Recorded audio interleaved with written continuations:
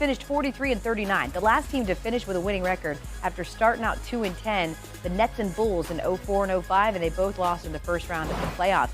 The team had a pivotal trade deadline that didn't seem so pivotal at the time. They traded away Russell Westbrook and acquired 3 key pieces, including D'Angelo Russell. Since the All-Star break, they posted a 16-7 record. That is the best in the West. As for Anthony Davis, really just great down the stretch, averaging nearly 28 points a game in March. And here he is now addressing how the team is preparing for their play-in game against Minnesota. That sound is new on SportsCenter.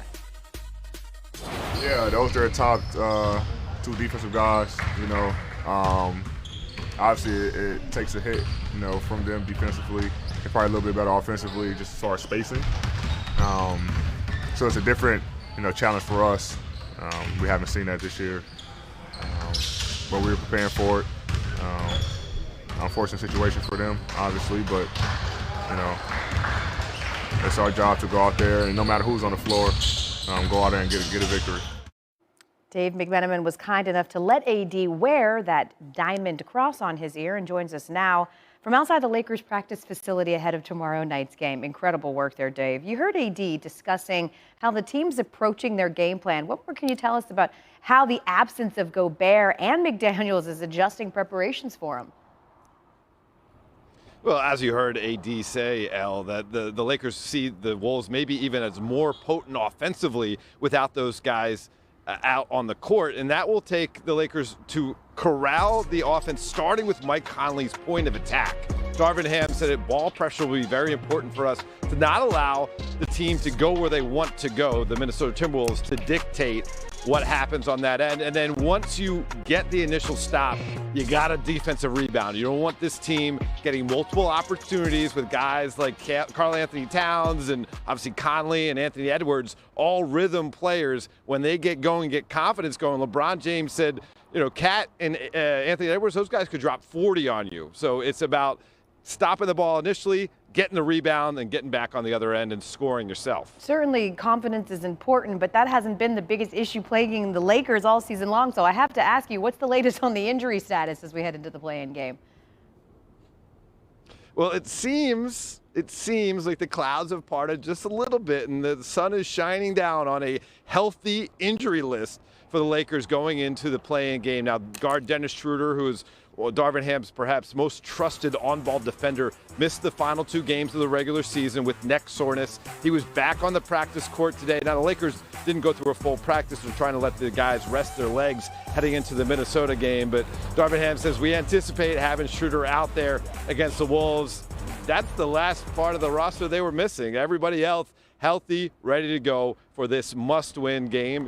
Certainly you win it, and you're guaranteed a first-round berth against the Grizzlies. Exactly, because of hot as they've been, they're still seasoned. That's what we call older teams, seasoned, and so they could certainly use that rest as they prepare for a potential first-round matchup against the Grizzlies. Dave McMenamin joining us there in LA. Thanks, Dave.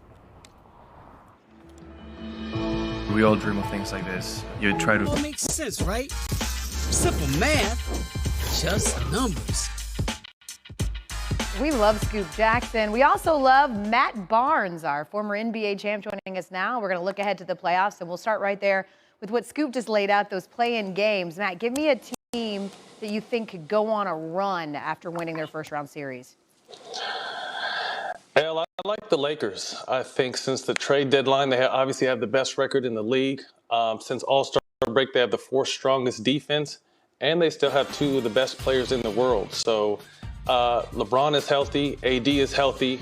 Their role players are starring in their roles. D'Angelo Russell was a very underrated pickup, and I just really like what this Laker team can do. And obviously, the 2 punches heard around the world from Minnesota is really almost gift wrapping this opportunity for the Lakers. So I definitely look forward to seeing them advance, and then looking forward to a special series with the Memphis Grizzlies. It really could be something, and quite a turnaround after starting out the season 2-10. Just to find themselves here is pretty special.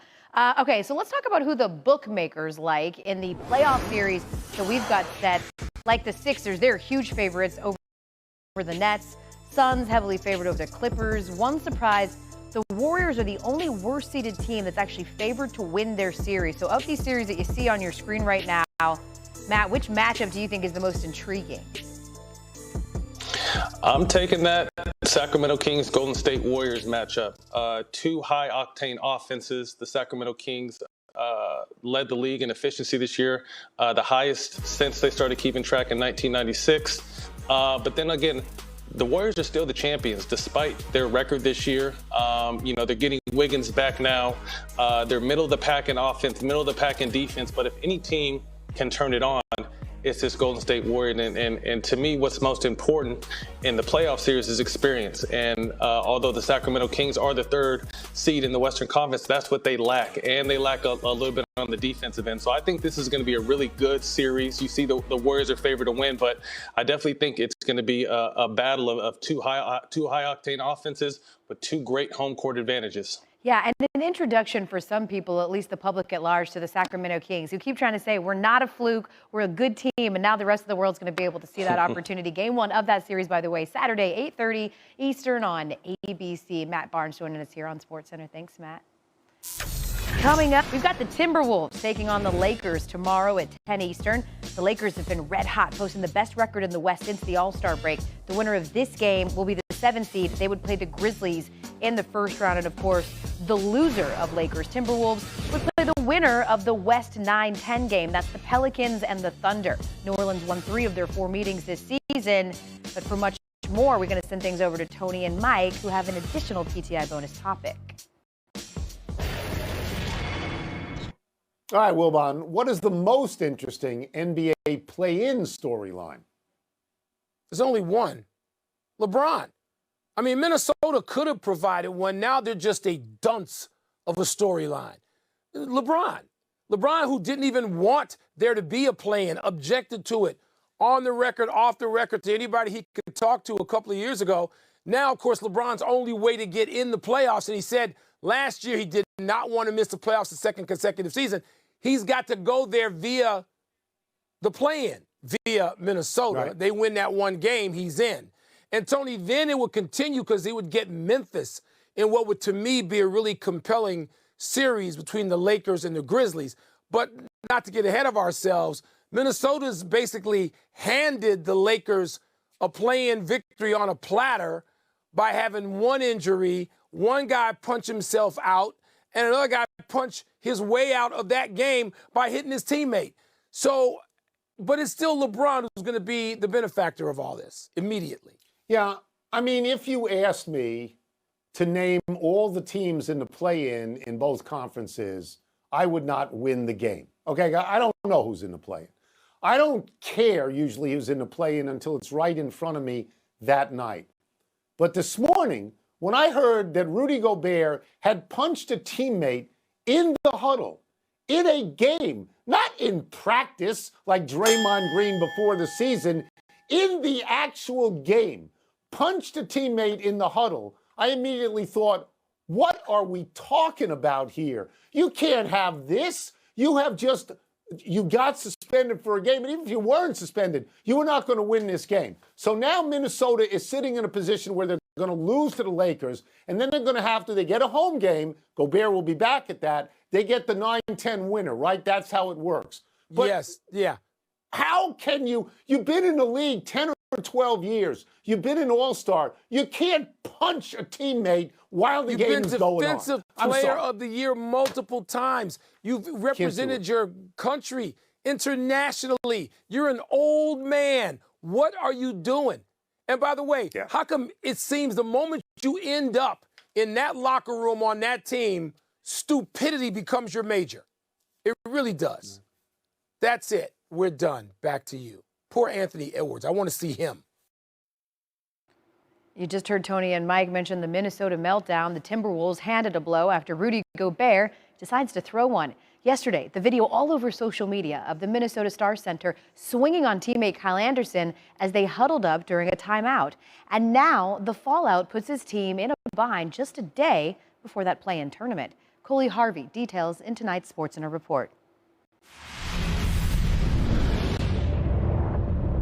A pair of hard right jabs out of the blue are having a major impact on Minnesota's postseason bid before the Timberwolves even get to make it. We had a scuffle on the Timberwolves bench. Anderson and Rudy Gobert. This is not what you want to see in a game. Rudy, what are you doing? Because of his role in that altercation during Sunday's regular season finale against the Pelicans, Gobert, the three-time All-Star, will miss Minnesota's play-in at the Lakers Tuesday, suspended by his team. T-Wolves head coach Chris Finch says that scene on the bench is all too reminiscent of a problem that's been plaguing his team. Certainly immaturity, it's been one of our kind of issues all season, been immature at the wrong times. Probably points to why we're 3-9 or 3-10 against some of the teams that we should be better against. Gobert's punch wasn't the only one a Minnesota player threw. Several minutes earlier, breakout forward Jaden McDaniels launched his right hand into a wall in frustration over an unrelated matter. The team said Monday he has multiple fractures in the hand. He's been placed in a cast and is out indefinitely. As for the scuffle, ESPN's Adrian Wojnarowski reports it started when Gobert traded verbal insults with often vocal teammate Kyle Anderson. Tempers flare, you're in the middle of the game, a game we want to win, a huge one.